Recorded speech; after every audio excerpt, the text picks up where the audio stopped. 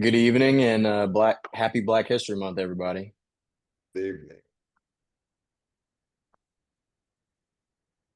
I'm Terry Lee, West Point class of 2017, currently a company commander for the 911th Engineer Company at Fort Belvoir, and I'm a Do More Together board member, and happy to moderate today's panel.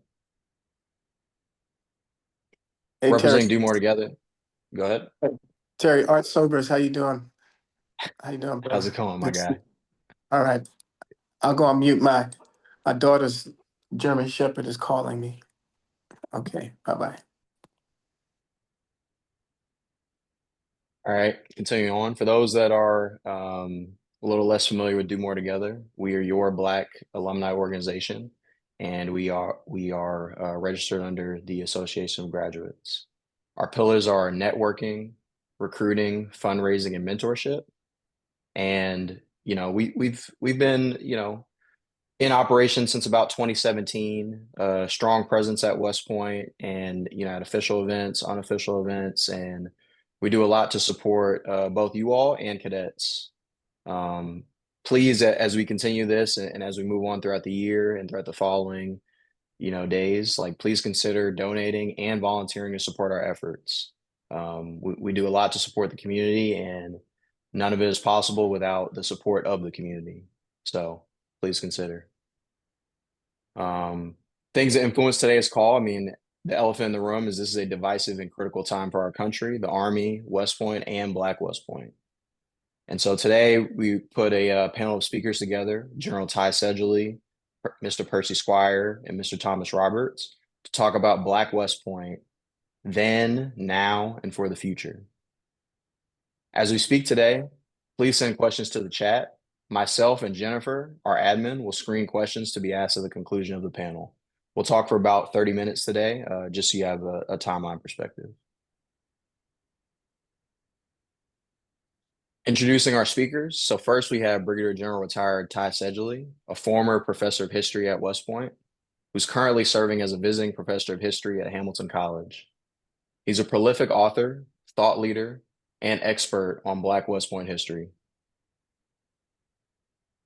Next, we have Mr. Percy Squire, West Point class in 1972. He was commissioned as an infantry officer and served at both Fort Campbell and the Republic of Korea before pursuing a long and successful legal career in Ohio.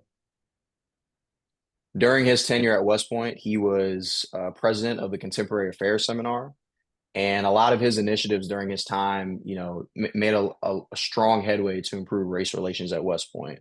Among that was organizing the 1972 Concert for the Blood benefit at Mikey Stadium in support of sickle cell anemia research, which hosted, prolific Black personalities such as the Supremes and Stevie Wonder. And last, we have Thomas Roberts, West Point class of 2004, commissioned as an air defense artillery officer. He served 5 years in the Army before pursuing a long career in sales, and he's also the author of The Gospel of You. Thank you for attending today, and I'll be followed by General Sedgley, who will take us home. All right. Thank you, everyone. I'm going to try to to do the share thing. See if I can do that. Wait a minute.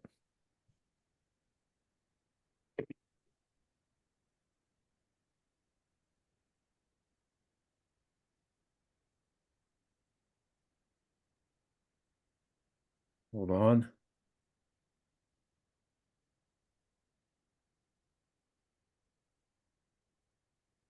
Don't you know, I tried this once already and got it to work, and now it's not. Can you see that? Oh, that's not showing up. Not showing up. Okay, hold on. Can't see it. Can't see it. Okay.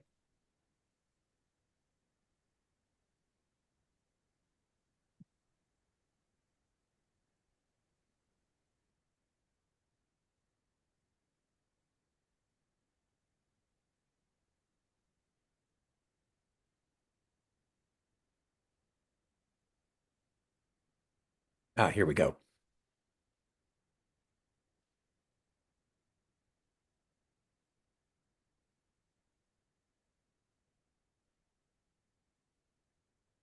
How about now? Yes. Yes. All right. Well, thank you, everybody. See a lot of people that I know in the audience. It's great to be associated back with West Point. I retired in early 2020. I'm up here at Hamilton College. And this means a lot to me to be able to talk to you about a subject that I've spent a lot of time doing. I'll talk a little bit more about what my future plans are, which are in this area as well. And you may wonder, why is this old bald white guy talking to you during Black History Month? And that's a darn good question. But in 2009, no, it was 2006, maybe 5, 6. I was in the history department. I wasn't in a leadership role, and the dean came through. I'm an academy professor, and he says, "Hey, folks, here in the history department, I noticed that you don't have any African American, or you have one African American officers out of over 50, and one woman. And why is that?" And our head department head at the time said, we try really hard, but it's hard, and and we do this, and we don't have any Black history majors, and it was a bunch of whining. And so I thought, I bet there's a better way of doing this. And so what I did was decide to write about, and I was looking for something to write about that I didn't have to go far to do research for. And I found this story about the Confederate monument, and that led me to wonder why I was living on Lee Road by Lee Gate in Lee housing area near Lee Child Development Center. And so I started looking at why we end up having so many things named after Confederates. And that led me to figuring out that we didn't name them in the 19th century, they considered them traitors for slavery.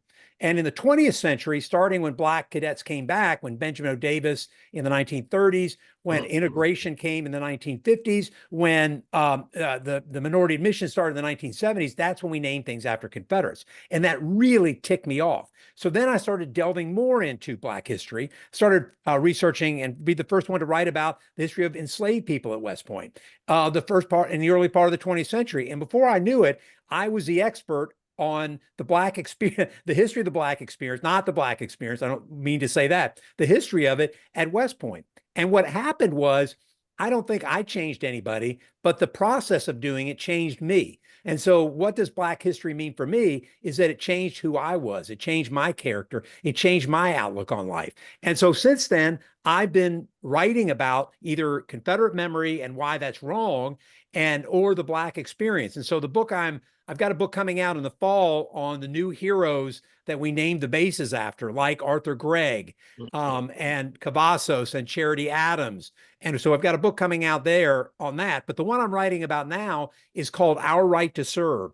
The Black cadets who challenged the president, changed West Point, and inspired a nation. And so I'm going to go through some of the research that I've done for that now. But the history of the Black experience starts with George Washington, because the first portrait we have of George Washington and anybody at West Point is there he is looking magnificent. You can see he taking his hat off to show his sunburned skin. This is a wartime president pointing to Fort Putnam over on the side with his plans. But who is there with him? William Lee, Billy Lee, his enslaved servant that he bought for 58 pounds in 1750 something, who stayed with him the entire time, who fought for this country and yet had none of the advantages that were accrued to them. If he had been white, there would be streets and cities named after him. And yet now we know so little of him, except that he was the only person that Washington freed upon his death.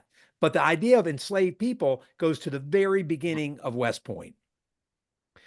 But slavery was at West Point for its entire period up to 1861, even though slavery had been outlawed initially in 1829, but by 1841, any enslaved person who came to New York in any capacity was freed, except Robert E. Lee brought enslaved people to West Point during that period of time, did not free them. In fact, during his superintendency, more enslaved people were at West Point than at any other time before or after. The other guy on the right is Beauregard, who was superintendent for 4 days before he was fired for sedition in 1861. He brought 4 enslaved people up to West Point. He left one, Mary, back in Louisiana, in New Orleans. Why? Because she had an enslaved woman who had just given birth to his son. What's ironic about that is that Beauregard's great-great-great-grandson, from his enslaved side, a Black man, graduated from West Point in 2011. I just think that's an amazing story of how this comes together. But of course, the threat and the actuality of racial violence during the enslaved era is something that we don't talk about very much. Amazingly, we go from 1861, where they're enslaved people, to 1871, only 10 years later, where we go from having enslaved people to having cadets at West Point. It's one of the most amazing stories that no one tells about, is there's only 10 years between slavery and trying to become an officer. The first one is James Smith, who is absolutely the most unbelievable, one of the most unbelievable cadets we had come here. He was routinely harassed and he stood up for it, fought white cadets, was court-martialed, and spoke in his own defense, eventually kicked out. But if it wasn't for James Smith, then there would not be today, Flipper would never have gotten through. He really paved the path for Flipper to go through, and we don't give James Smith enough credit for that. And of course, that leads us to Henry O. Flipper, who is the first Black graduate. In fact, the history department, which until recently had a Black History Project, which was just stopped, really just recently came out with an annotated version of Flipper's autobiography. And you can go on the West Point Press website and get the new annotated version of Flipper's autobiography. And, you know, during the time that Percy was here, he may not know this, but that's when they put the bust of Flipper, which is today up on the 6th floor of the library, finally recognizing what he did and what he went through to become the first Black graduate. After that, there were two other graduates, but I think one of the most famous cases is of Johnson Whitaker. And I didn't realize until Darrell Williams came back as superintendent that he wrote his thesis. Darrell Williams wrote his thesis on the Johnson Whitaker case. And this case was where Whitaker was really, he was sleeping. He was trussed, like roped together, his hair cut off, part of his ear cut, his Bible burned, and then laid for formation. A white cadet came up and found him. He was then court-martialed for doing this to himself, for doing this to try to make West Point look bad, as though somehow he trussed himself, burnt his own Bible, cut his own ear off. And yet he was convicted of this, and it took Chester A. Arthur, the president, before he was acquitted, came back, and then they kicked him out again. So there were 3 Black graduates, one Flipper, and then I think Alexander, and then Charles Young. And we have Brian Shellum in the audience I saw here, who has written 4 books on Young and is about to write another one. Probably if you haven't read Brian's books, I really recommend them. And Young is just unbelievable. You know, my favorite story of Young is when he is told by Woodrow Wilson that he's a colonel in 1917 when we go to war, and is told by Wilson that he has to retire so that he won't command white troops, which Wilson will not allow. And he is put on medical discharge. And so what does he do to show that? He rides 500 miles from Wilberforce, Ohio to Washington, D.C. to show his fitness, and gets there. I mean, listen, I don't ride horses, but ride that long in the saddle, that is a hell of an accomplishment. Gets to Washington. Wilson refuses to see him, and he won't be put back on active duty. So he rides 500 miles back. He's put back on active duty after the war. Recently, Young was just promoted to brigadier general. He would have been a 4-star general if it were not for the racist period of the time, the racist time that he served. An incredible hero, and I wish we had more things named for him than we do. But Buffalo Soldiers were here during this time. They came in the early part of the 20th century. Why? Because the white soldiers that were here at the time had terrible morale, terrible disciplinary problems, because they supported cadet training, didn't do a lot of the instruction, or at least weren't supposed to do much of the instruction. They ended up doing some of that. And then so they served with absolute distinction until 1947, when they were disbanded, when we stopped equestrian training. But I think Percy and others who served in the 60s and 70s will tell you that the Buffalo Soldiers who retired into the area served in the cadet mess hall, and their children did as well, and served at the Hotel Thayer and other places. Incredible amount of service to the nation. And you see them down. They also had great football and sports teams when they were there. Of course, we have Benjamin O. Davis. He is the first Black cadet to graduate in 1936. I think late 1880s is when Charles O. Young graduates, and Davis comes later and comes at 36. And why does he come? Because the first Black congressman in 50 years, Oscar DePriest from Chicago, says, and I'm quoting here, no one will put a person of my race at West Point, and I'm going to do it until I get one through. And the first one he puts through doesn't make it. And he says, I'm going to find somebody bigger and blacker. Those are the words of DePriest. And he finds one of the most qualified people in West Point's history, Benjamin O. Davis Jr., who had been at 3 or 4 different schools, including Fisk, Ohio State, and others before he came. And then he is there throughout the 4 years, and of course silenced during those 4 years and treated just abysmally, a form of psychological torture. But he said he was going to graduate, no one was going to stop him. Of course, after he graduates, there are 2 regular Army officers who are black officers who aren't chaplains, and that's Benjamin O. Davis Jr. and Benjamin O. Davis Sr. Benjamin O. Davis Sr. remains a black, becomes a general in 1940 until he retires in 48. From 1948 to 1968, there are no black generals in the Army, and that changes only in 1968.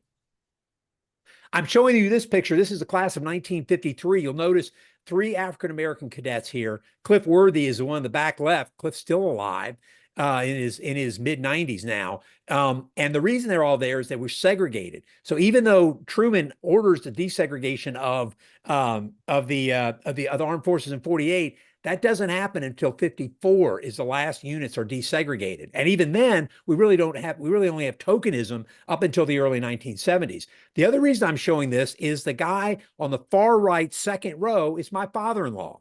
Ed Coggins is in that class, and Ed was a guy who came from the Chesapeake Beach area of Virginia. And one of the reasons that he, I think, was when he was alive, would talk to me about the great black cadets there, was that he didn't room with them. They weren't allowed to do that, but they were in his company the entire time he was there. And so this is the class of 53, one of the last classes that were still segregated at West Point. This I'm showing you it's really not quite accurate because this guy's his name is Eddie Marks, and Percy just told me this.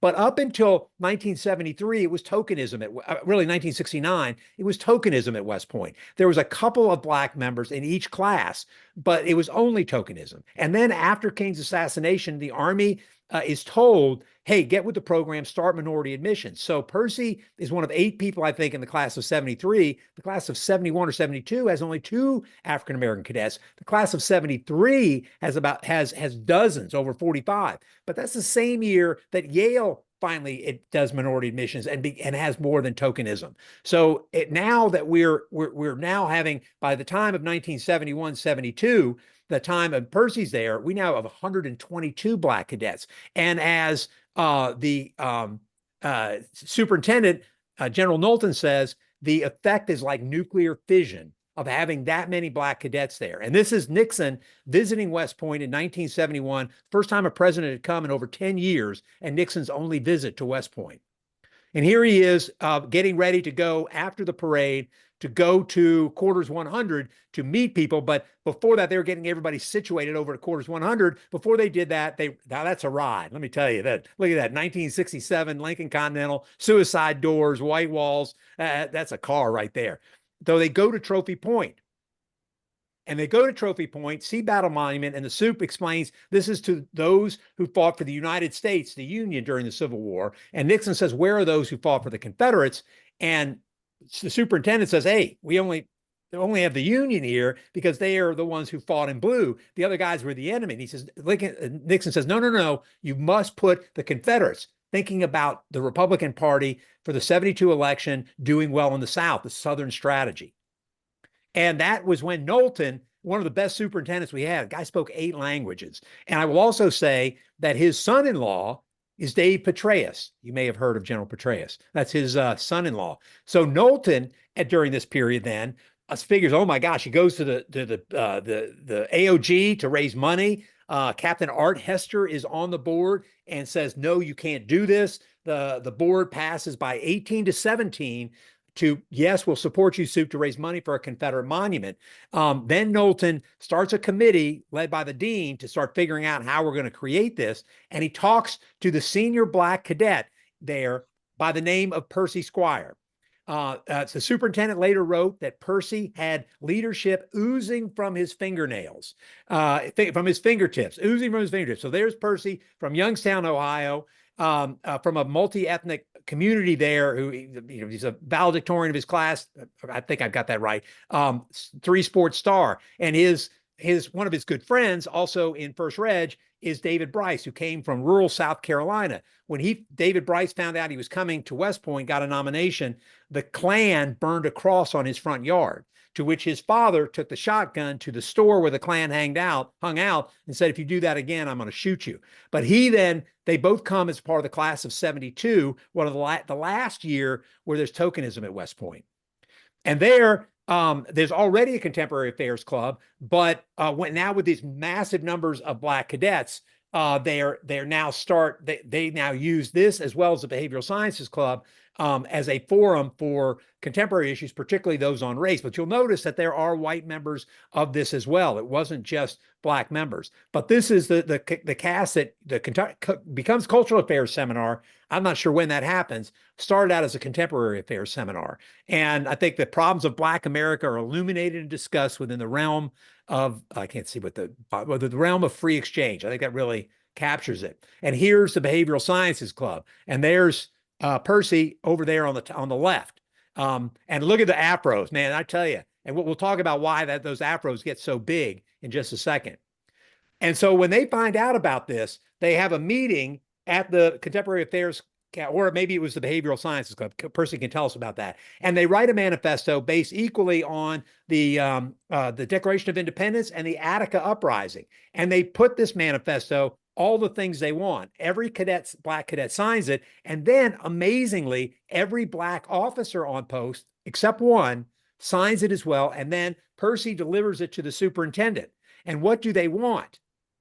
Well, partially what they do is they call the press. Ebony Magazine comes and does a huge spread on the Black cadets. And during that period of time when they're talking about this, the writer of the thing says about the Confederate monument, and it's sort of a veiled threat. If they continue on with the Confederate monument, other things were going to come. And the superintendent already knows this because there is word that comes back that this is going to be a huge problem for him. And in fact, the superintendent doesn't want to do this. He's really trying his best not to do this because he knows it will wreck minority admissions, which he is really trying to do.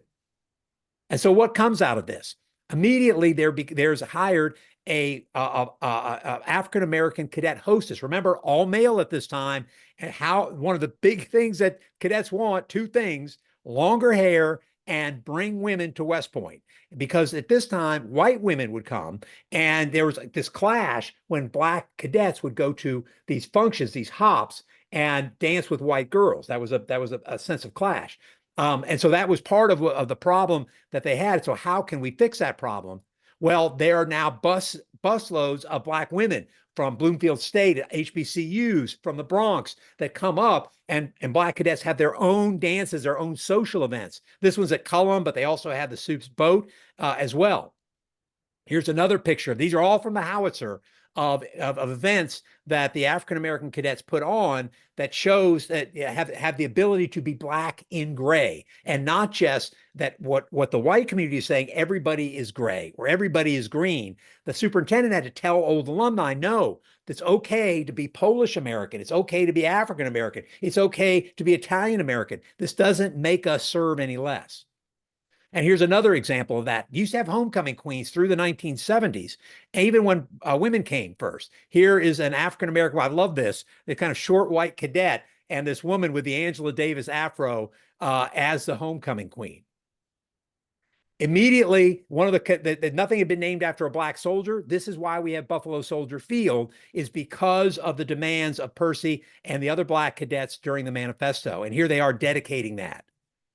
They have Black History Week, the Black Look fashion show. They bring speakers like Ron Dellums, who gave this talk called "The History." It was called some incendiary topic where he talked about the importance of African American cadets going into the Army. But that's not the only person they brought. A year later, after Percy had left, they bring the most inflammatory Black speaker they could possibly bring, and who would that be?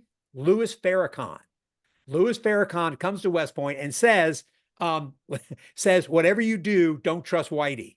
Don't trust Whitey. So that everything that they want, they get. And here's Percy. They want to say, hey, we want to do something not just for those inside the gates, but for all Black Americans. And so Percy and others come up with the idea for the Concert for the Blood to raise money for sickle cell anemia research, which was sort of it's of course important now, but it was very much in the news during that period of time. And here is Percy selling the first ticket to General Knowlton. And by the way, the superintendent and the entire staff put everything behind this. There's a major who is full-time on this. And so while cadets can talk about that, they need the support of the administration and all of West Point to be able to do it. As you said, they get the Supremes. They almost get Aretha Franklin, but she's too expensive. They do. This says actually that Ike and Tina Turner are coming. Ike got in trouble with the law, couldn't quite make it. But they do get Stevie Wonder as well to come to this. And here, this deluge of rain hits during this time, but they still put this on in Mikey Stadium, the first time there's been a fundraiser in Department of Defense history. You can see the kind of rain there. This was in the Pointer View. And here's Percy and another cadet presenting a check to Freedman's Hospital for $20,000. There were checks coming in from all over the Army to support this initiative that Percy had done. And Percy and David, and let me just say, all the cadets that were there. Percy will want me to tell you, it wasn't just Percy and David, it was all the cadets that were there. And so what happens is there's this Black Power movement that's here, and there's a sense of racial pride that comes in, and you can see that with the howitzer talk that's here. This is the way the howitzers are mentioned. Look at it, when his hair was not blown out, he sometimes looked military. So there's these huge afros that come in, and you should ask Percy about why those afros become why they become big, and it's really because of him. And here's a person you may know, quoting the great Nina Simone, Aretha Franklin song. And when I asked Percy about Lloyd Austin, Cadet Lloyd Austin, who was a plebe at this period, the quote that I got, and I've got it on his oral history, is that Lloyd was a righteous brother. And so you can damn well be sure I'm going to quote that in the book. I love that quote. And then in 1970, and Archie Elam, I think, is on here, and Archie is in this picture.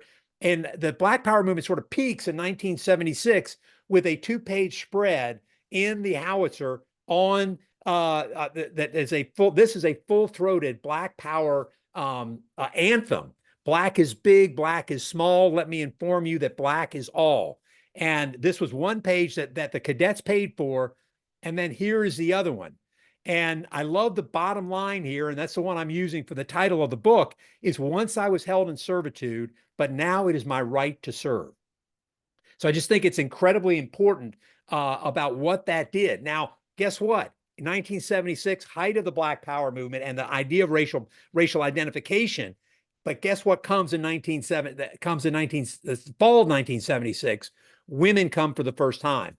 And every superintendent had argued against women coming, every former superintendent. And if you talk to Pat Locke or others, it was incredibly hard for the women who came in the first round. And if there's one thing, unfortunately, that many men agreed on, black and white, it was that women didn't belong at West Point. And so this idea of racial identity sort of peaked at this period. It didn't go away. In fact, this is the start of what became known as the Fifth Regiment during that time. So anyway, listen, I just want you to know, this is my story that I got so far. If I've gotten something wrong, let me know, because I don't want to write the wrong thing. And with that, I think I'm going to let Percy, if you don't mind, before we go on, talk a little bit more about his view of what I said. Well, thanks, General. It's fascinating to learn some of the background that you've been able to dig up about West Point. It's also very interesting. I have very little that I would say that disagrees with your description of the events at West Point. I would, however, like to set the record straight concerning my background. I must admit, I was not the valedictorian in my high school class, so I want to make that clear. Okay. And while I did participate in some high school athletics, I would hardly describe myself as a star. I was just a sort of ordinary high school athlete. but those are just for the purpose of not misleading the individuals who are listening to this. I was a member of the class of 72, and the events that occurred during my tenure at West Point were a function, I think, of just timing. And I would say to you, as you aptly described, prior to the class of 72, the admissions experience at West Point, as far as Black cadets were concerned, was very minuscule. There were, somewhere in the 5 to 6 cadet range per class, Black cadet range.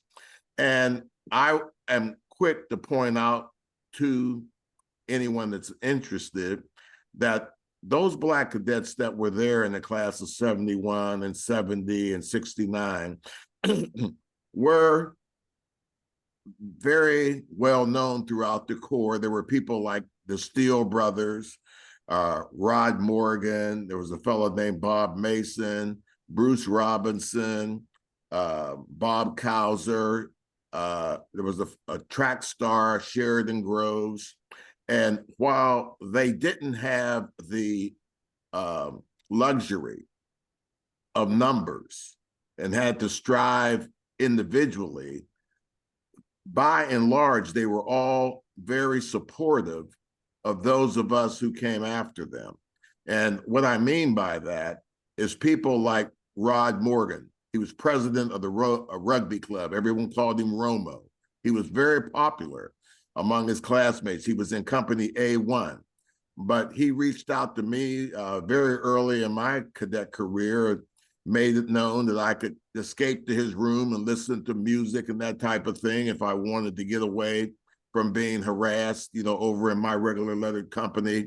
The same thing was true with Company E1 with Bruce Robinson, and Bob Cowser was the company that Dave Bryce was in. But there was a smattering of Black cadets around the Corps prior to the class of 73. And while there wasn't the type of aggregation that we were able to benefit from with the admissions policies being expanded in 69 and 70, the Black cadets that were there were very helpful and supportive of one another. And I want to stress that because I don't want anyone to get the impression that it wasn't until we became active that, Black cadets began to look out for each other. That was not the case. It was a lot more difficult. And frankly, the cadets that were there prior to us really had a more difficult road to hoe because they didn't have the collateral support from others there in the class, and they were truly pioneers. And I point again to the career of Gary Steele, someone like that. They were very supportive and helpful, but there was only so much they could do because they were so isolated. We had the benefit, I'm speaking of the class of 72, of being at West Point at a time when subsequent classes of 50 and 45 came in. So by the time I was a firstie, there were over 100 Black cadets. The initiative that led to the social events and so forth that you made reference to really came out of the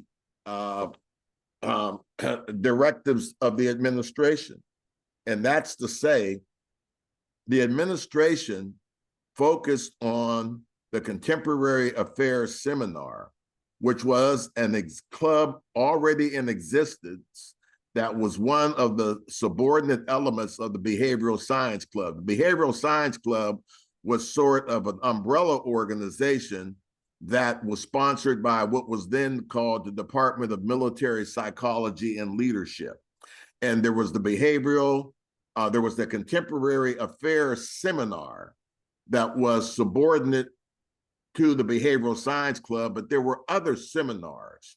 But someone in the administration determined that with the arrival of the large number of Black cadets that were at West Point, that measures should be taken to properly assimilate Blacks into the Corps of Cadets.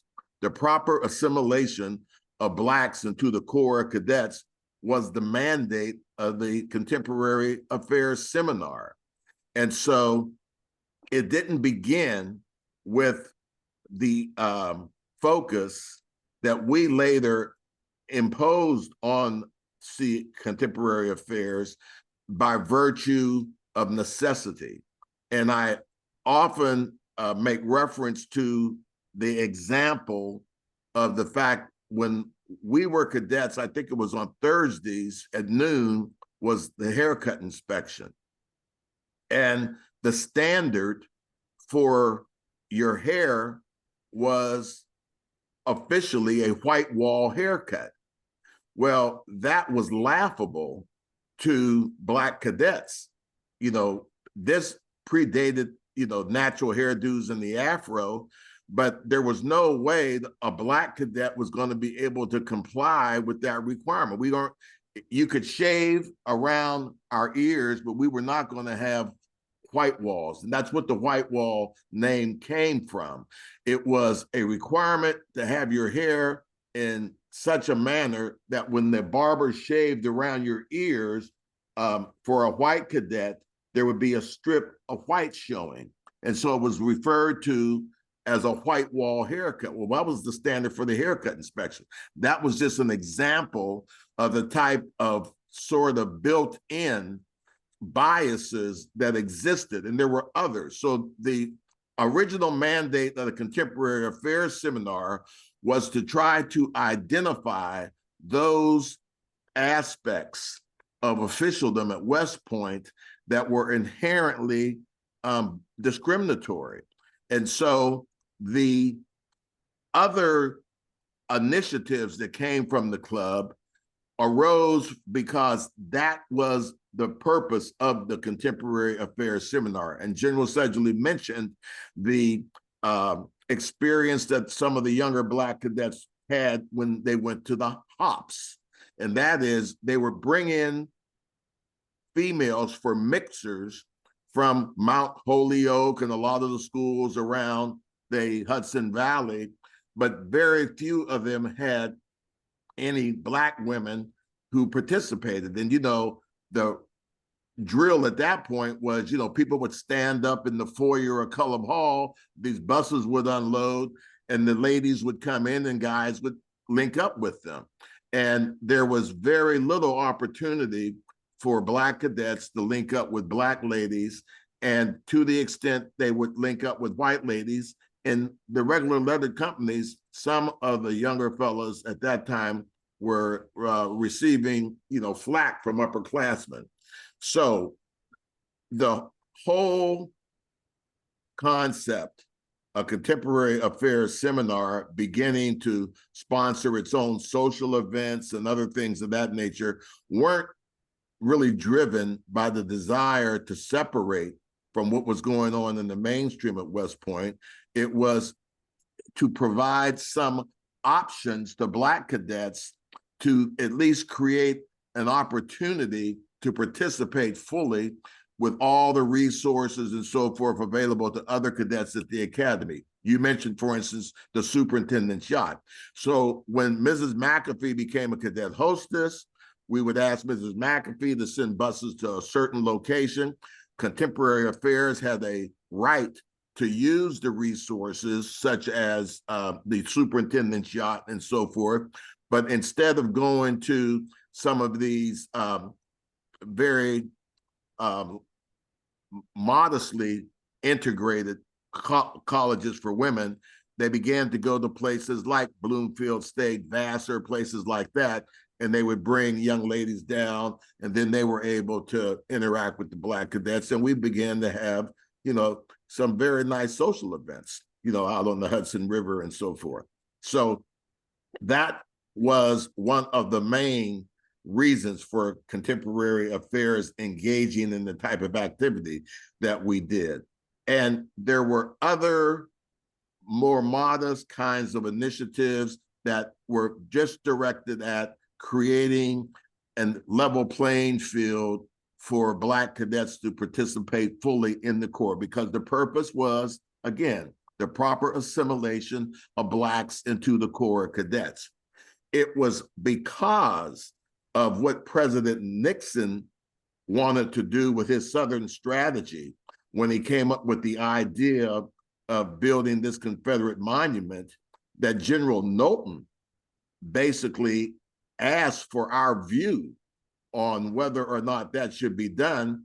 And the timing of the arrival of West Point of some of the guys in 73 and 74, they were a lot more militant than some of us that had come a little earlier. And there was a violent reaction to the notion that a Confederate monument was going to be built at West Point, given the history of the Confederacy and the already unwelcome presence of Confederate monuments and so forth, such as Lee Road and the like at West Point. So the writing of this response, the superintendent did not ask for what's become known as the manifesto. He just asked for what the view was.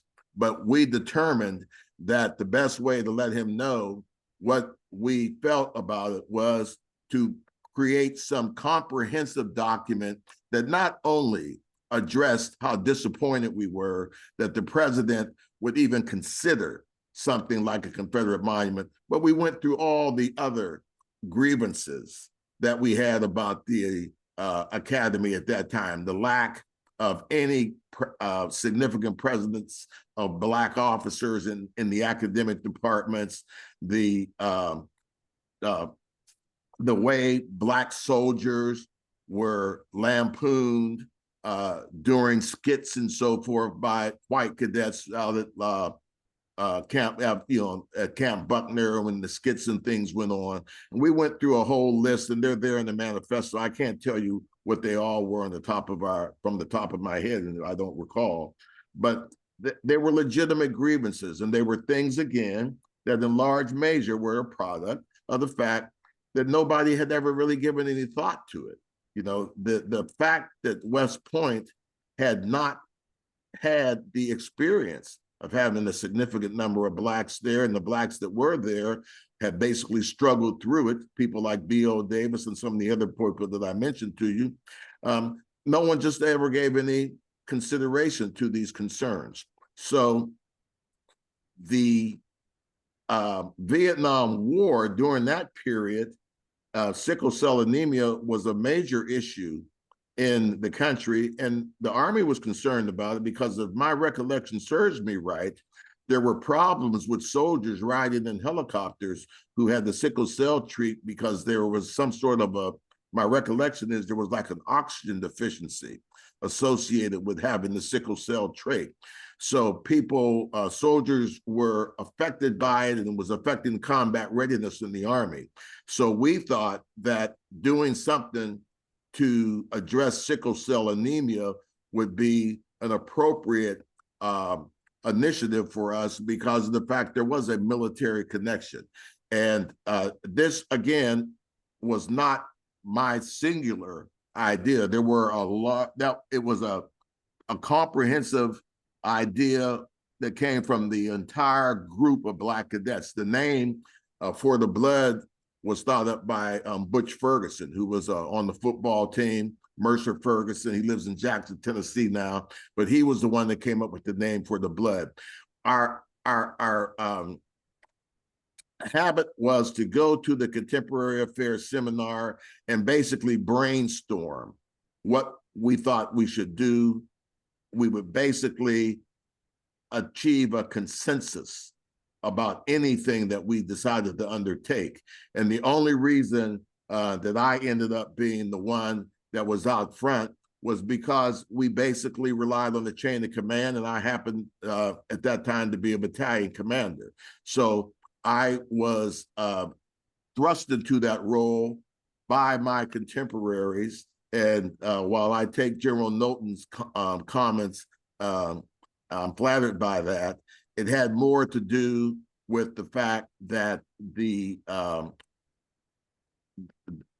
environment at West Point, people tend to defer to rank.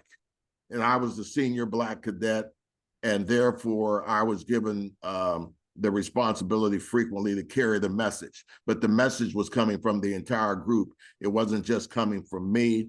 And most of what we did was the product of a consensus. Now, there are a lot of details I can add to this if anyone is interested, but in the interest of time, I'd like to stop right here, but I'm happy to answer or attempt to answer questions if anyone has them. Thank you, Percy. We'll get to questions afterwards, but the bottom line is that these Black cadets at West Point defeated the President of the United States. It still amazes me that they had that, and with a superintendent on their side. We've got to be say that Knowlton handled this absolutely brilliantly, but it's still amazing to me.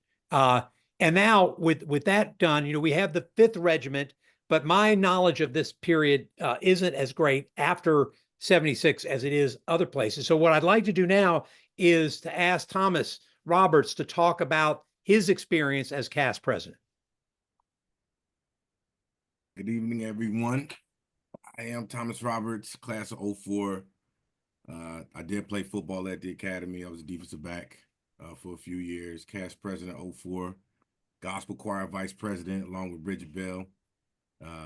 But yeah, as far as my time at West Point and being CAS president, I was always, I was kind of pushed and guided to the position by a guy named Major Jeff Simpson. He was instrumental, him and a lady named Dr. Lisa D.W. Just thought just based on talent alone and charisma that I, go out to try to be CAS president. When I was a sophomore, obviously they hit the towers, 9/11 happened. So it was an interesting time at West Point. The way we fought wars changed, the uniforms changed, China boots changed. We went from dismounted war ops to mounted to dismount to, clearing buildings, instead of building strategic fighting positions. So they changed the way we fought the wars there overnight. So that was interesting to be at West Point during the time. But also what I remember is that what really astonished me about being CAS president was the pushback that we got from the adults. I just always was amazed at the cadets versus the cadre. We knew what the cadets were thinking, boys will be boys, girls will be girls. And we had always, we had come up fighting that fight. We kind of knew what we were in for. But the pushback, to your point, Percy, Colonel Sedgley earlier, was that it was fighting the adults in the room, the people that were teaching us about diversity. And so we found ourselves always having to justify our existence at the academy. People kind of always made fun of it. They always thought CAS was just about CAS jams and throwing hops and throwing dances and things like that. We even had one year where they served us collard greens and cornbread and fried chicken on Thursday night dinner during MLK's birthday that week leading into it. And so we took great offense to that. We didn't know who made that decision and why and how that came about and why this day or this week couldn't be celebrated with a lot of fanfare as any other week that we encountered people that were significant, that kind of had the light of love at the academy. But at the end of the day, I just took some notes. It was cadre versus the cadets reaction. We had good friends and good allies within the cadet contingent, but we always fought the adults about we scores and stuff like that. So we were always finding ways to combat ourselves and justify our existence to the adults. I don't know if Mary Tobin's in the room, if she can remember some of these things that happened. She was instrumental in influencing me, her and Bridget Bell, and they were always at the forefront of these conversations. And I was just kind of a guy that took those notes and tried to be in front. And especially since General Leo Brooks was there, and you know, as African American commandant there, and I can remember his brother Vincent coming all the way from CENTCOM to visit us to have a few words with us about fraternities and sororities and our you know, just kind of the way we should present ourselves to the academy. He kind of slapped us on the wrist a little bit and be a little bit more, um, you know, more detailed, more, you know, more classy about it, a little less militant, but nonetheless more vigorous about why we were there and what our mission would be past West Point. And so, but again, um, you know, Cass at the time I was there was the hub for every black club that existed at West Point. So the gospel choir was a break off point. Nesby was a break off point. Rocks was a break off point. And then Cass kind of led the way in helping and facilitating the groups so that, and then we all cross pollinated. We were all in this, everybody was a part of Cass, and a few of us was a part of these different groups, but everybody was a part of Cass. I mean, John Williams was head of Nesby and Rocks. I mean, Bridget was the president of the gospel choir, and I was Cass. This all my first year, but you know, they all kind of bridged off each other, and we kind of worked together. But again, after 9/11, you know, people kind of, the mission for black people at the academy changed. I remember that a lot of people left after 2002, and the black people stayed. You know, like, just to say the least, like, and it was almost like, man, we really had nowhere to go, or we thought that the mission was just that much more important during that time. But at the end of the day, if I was going to leave something here for the group, I would just be, you know, I would just have us to think about how the cadre treated the cadets. Um, you know, we had a guy named Adisa King my freshman year, my plebe year, who couldn't pass the whip week, and General Chrisman allowed him to get a little bit of a reprieve in that regard, and that became the standard by which all the other black cadets, especially the, you know, the black women, were judged about writing English Whitwe essays. And so we had to fight the academics, you know, the people that were there just to give us the help that we needed. And again, Lisa DW, Dr. Lisa DW, was instrumental in helping us do that. She was a part of the performance enhancement program, and you know, she taught us a few things, you know, about navigating the cadet way of life. But at the end of the day, it was always interesting to know that the adults in the room weren't on the side of real diversity, real inclusivity, real equity. And even when I came back as an admissions officer for minority admissions up under Colonel McDonald and Lieutenant Colonel Rance Lee, and when this was the time Obama was elected first time, '08, and the adults in the room again, the majors, the captains, the colonels, the people that we held in high regard, that we thought they were, you know, respectable people, had a hard time with that, and they fought us, and we had to help the cadets of Cass at that time navigate. And I was cadre at that point then. This is 20, and I had to help, you know, the cadets kind of feel that, because I remember the anger I felt a few years before that, um, you know, dealing with the adults in the room and the officers to which we were going to be, you know, really have a bad taste in our mouth about, you know, Cass in general, not the Jewish club, not the Korean club, not the Hispanic club, not everything else, but just Cass in general. I really remember um, having to fight with the officers of West Point to to justify our existence. So if anybody has any questions about that and that experience, Mary, please back me up in here. I feel like I think she could agree with that in some ways, because her and Bridget were at the forefront of all of these conversations when we were cadets. And I remember being in the room um, and us having to justify who we were and why Cass needed to continue, and we weren't just some club that was going to have a grill, you know, grill burgers and things like that. And I remember we always had to raise our own money, even going to AOG, things like that. Cass never got any money from anywhere else. We had to sell hamburgers and really go outside of West Point to get any type of funding, um, to help us do what we thought we need to do. I mean, we visited Coca-Cola, we went everywhere. We did community service, we sang in hospice facilities, everything on account of gospel choir, but we never really got any funding there. So I'm hoping with a group like DMT, um, that you guys really support this mission, um, because Cass was instrumental in my growth as a leader, at West Point and in the Army. So that's my take. Dealing with the adults at the academy really shocked me, being that everybody thought that we were supposed to be, leaders of character, but the majors and the colonels made that thing, to say the least. Mary, can you speak? Mary, can you chime in here? Like, made it a living hell. Can you say something? Can I put Mary Tobin just to Mary? Do you remember that? Can you say something real quick? Can you come off mute, and just support that? Because I know you remember that.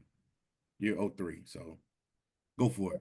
Hi, everybody. I'm not gonna interject in what is already an incredible agenda. And shout out to Jamal and the whole DMT team. This is fantastic. It's a history lesson that the entire Corps needs to have. T. Rob, I remember all of that. And Percy, we stand on your shoulders and your example. And I think that manifesto was our Bible, so to speak. And that's what gave us the courage to go up against the adults in the room, but to also stand for what was right, and to always seek the harder right over the easier wrong. And so thank you, T-Rod, for recounting all that. You kind of gave me a little bit of PTSD, but I just appreciate having this community, and Percy, your work, and folks like Archie and all of those from those classes are the reason why we had the strength. And I hope that we have the strength to continue fighting what we face now. So I'm going to go back off of mute, but T-Rob, you're spot on.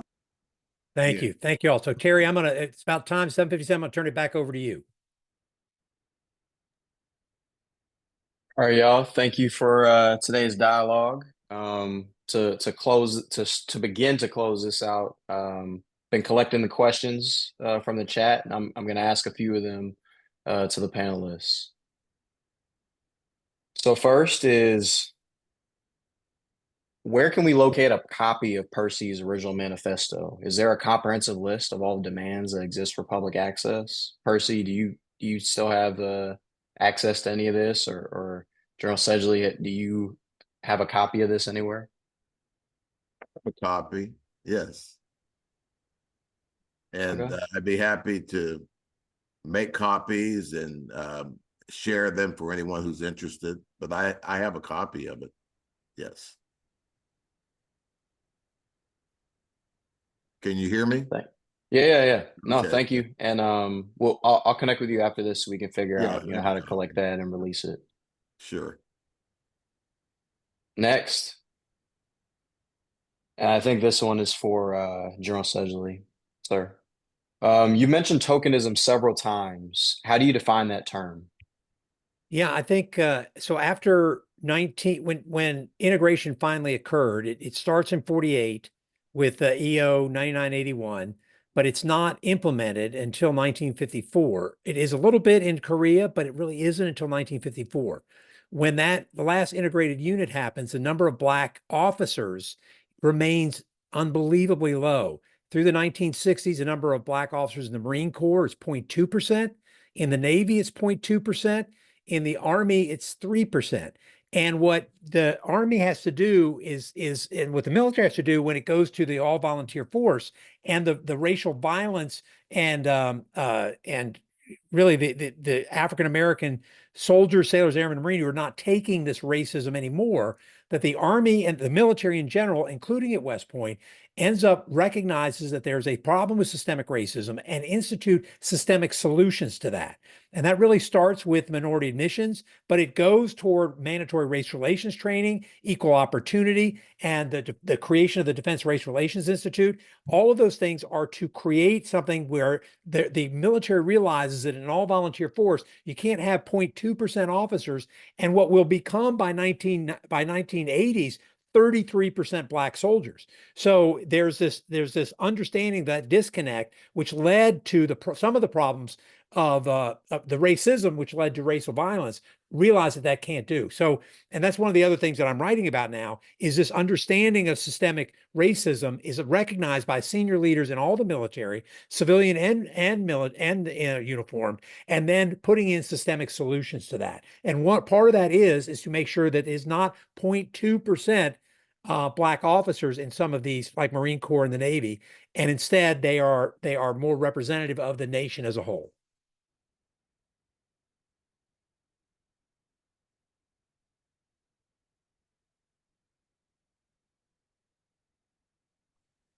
I think you're on mute, Terry. There we go. Thank you for your answer, sir. I'll ask two more questions of the group, and then I'll hand it over to Jamal to close us out. So next is Benjamin Davis, class of 36, was in the same class as William Westmoreland, who became the first captain. Is there anything that then Cadet Westmoreland could have done to help end the silent treatment suffered by Davis and other black cadets at the time, or was he powerless? No, I I think think that's probably Creighton Abrams was also in that class of 36. So yeah, I think that the cadets absolutely could have. There's a famous discussion that he has. I recommend his autobiography. I mean, it's not the greatest, but it's still pretty good, called American. And in fact, Davis, the superintendent, Knowlton, asked him to have his portrait, to put his portrait up because they were looking for black leaders to put the portrait up. And Davis refused to allow the superintendent to put. He says, no, I don't want it because I'm black. I'm an American. But yeah, Westmoreland certainly could have. So could the other people. In fact, many of the commandant during that time said, listen, we're going to treat you like a white man. That was the exact words that were said by the commandant to Benjamin O. Davis Jr. And there are legions of stories about the abuse that both Davis, in fact, Minton Francis and others that were there during the 40s said that they thought Davis had it easy because Davis was just never talked to, whereas some of the other ones like Minton Francis had both physical, they were physically assaulted. So that period of the 40s into the 50s, where it was this tokenism, again, one or two a year, was really, really hard. So yeah, I think totally anybody can do that. And in fact, Minton Francis said that there was a white cadet I think he's class of 44, that helped him from Alabama. And he later came back later in life and planted a tree in that cadet's honor because he had helped him and befriended him when nobody else would. The other people that befriended during that time was the church. So Minton Francis became a Catholic because the priest during that time befriended them and gave them refuge in the church. So there were a couple of ways that worked. Thank you, sir. And then last question for the group.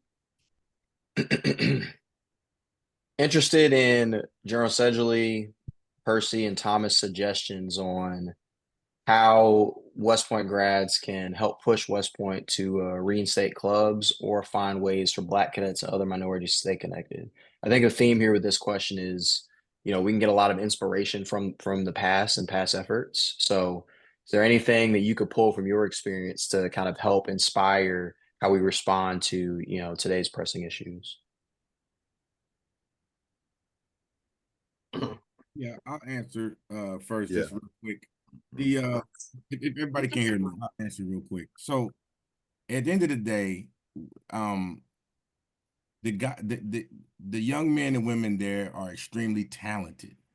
And so a lot of times that I'm speaking of the adults in the room is that we needed people like us to represent us. Like we found it hard to find people on campus that could bring their experience, that had the experience to help us get things done.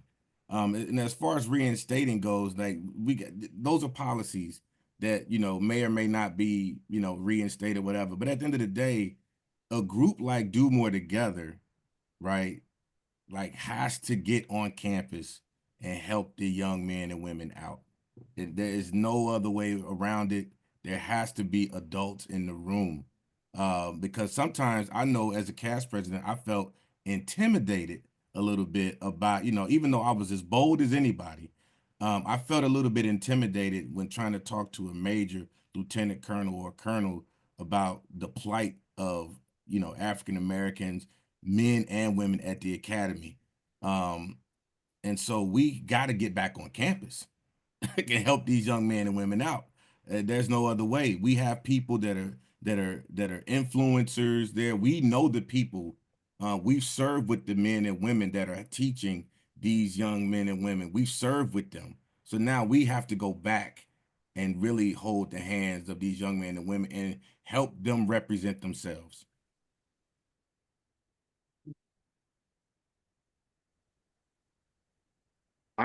I must confess that my reaction to what occurred recently with the disbanding of these organizations and so forth is somewhat limited because of the separation I feel from the number of years since I've been out of the Army and so forth. I have not been active with this fine organization. And I have got some anecdotal feedback from people that are at West Point, Black cadets who were pleased that these organizations were disbanded. One young man I heard make a comment that these things were separating cadets, and the cadets now felt that this was going to help them become more unified.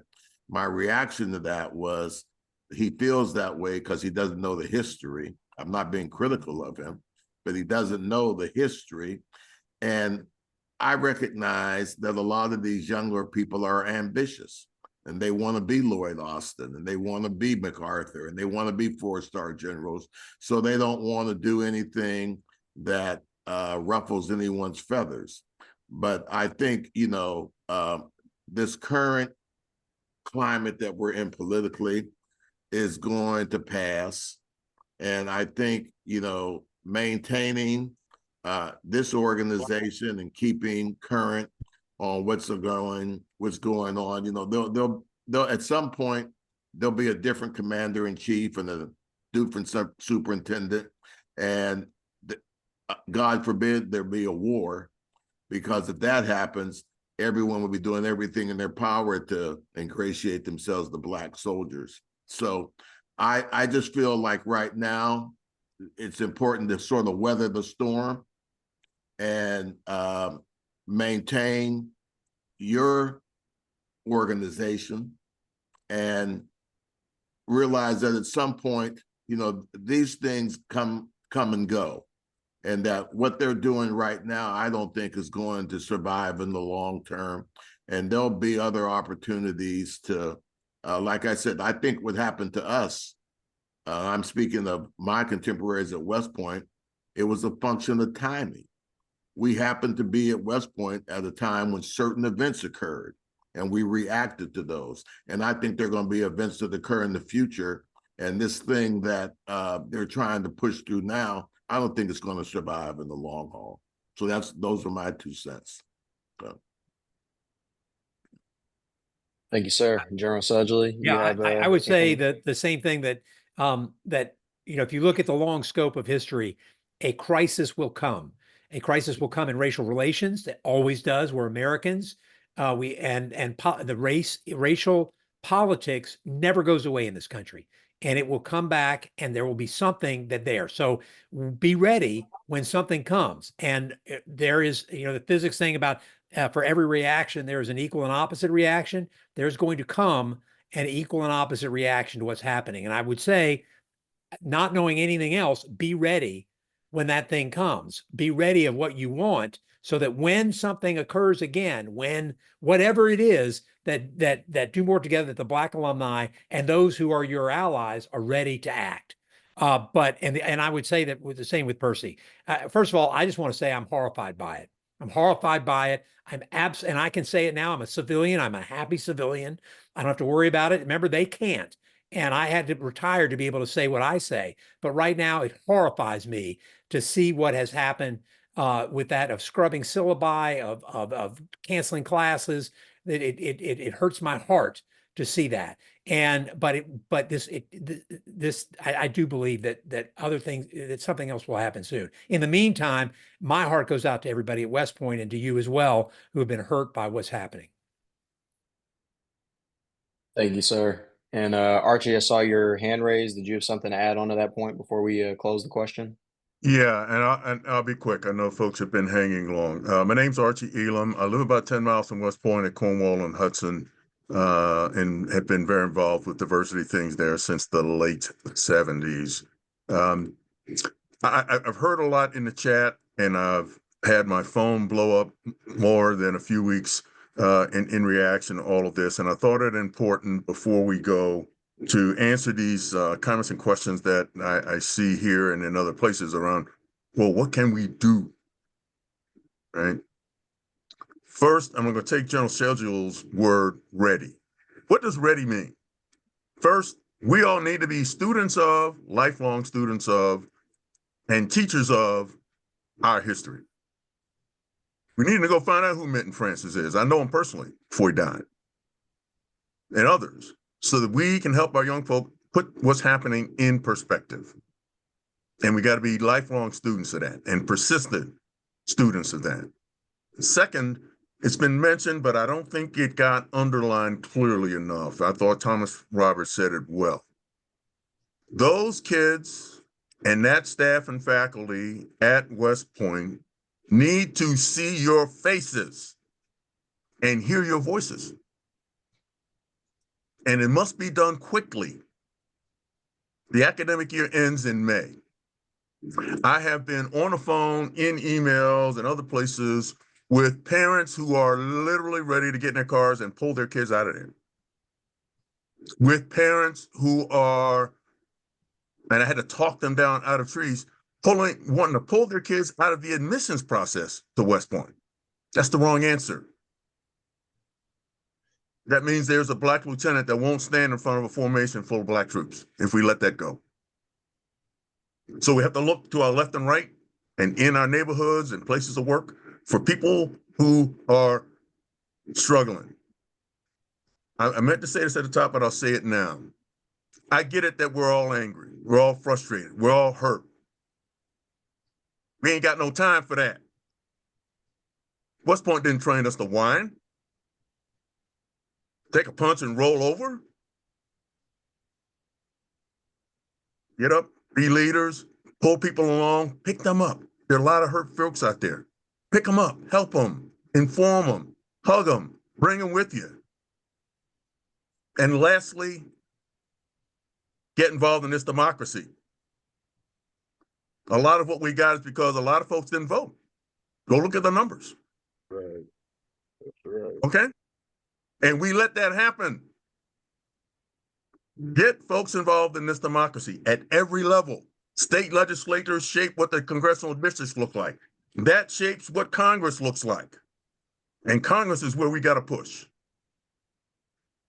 So I'm not the crabby old grad, but there's some things that just need to be said out loud. And I thank you all for being a part of this. A couple folks have asked me about a session on what else to do. Maybe we can have something like this where that can be talked about more. But coming out of this, folks, get energized and get out there and let's help this thing.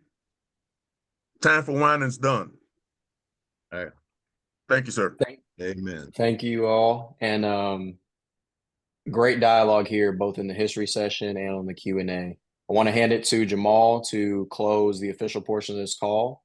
And we'll keep the line open after this for folks that want to continue speaking, deliberating. But we do want to close the official part of this call. Jamal? Absolutely. And thanks a lot, Terry. As the chairman of Do More Together, listen, I want to take a moment and thank everyone for joining on. You could have been anywhere in the world, but you took a moment to be here with Do More Together, the Black West Point Alumni Association. This is why we exist. This is why we came together. I know my co-founders, Mary Tobin and Bridget Bell, I saw you all on the call as well, and then previous board members and supporters over the years. We are a young institution, right? We're only about 10 years old, right? But this is our institution. So we have to support it. We're going to continue to go through crises, and we can figure this out. I believe if anyone in the world can figure it out, it's us, which is why we exist, right? So again, I want to thank everyone for joining. I want to thank the speakers.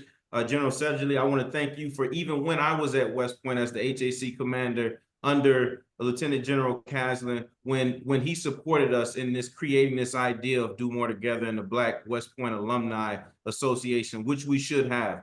Fun fact, it's only about 3,200 of us ever in the history of West Point. There's only been, I want you to understand that, there has only been 3,200 Black graduates ever, right? And there's about 2,900 globally living. We should know one another. We can all fit in Thayer Hall. This is why we exist. Please continue to support this institution because we need you greatly, especially from a financial perspective. Again, thank everyone for joining. And at this portion, we'll end a formal portion. We'll take it off record and we'll open it up for the town hall for about 30 minutes.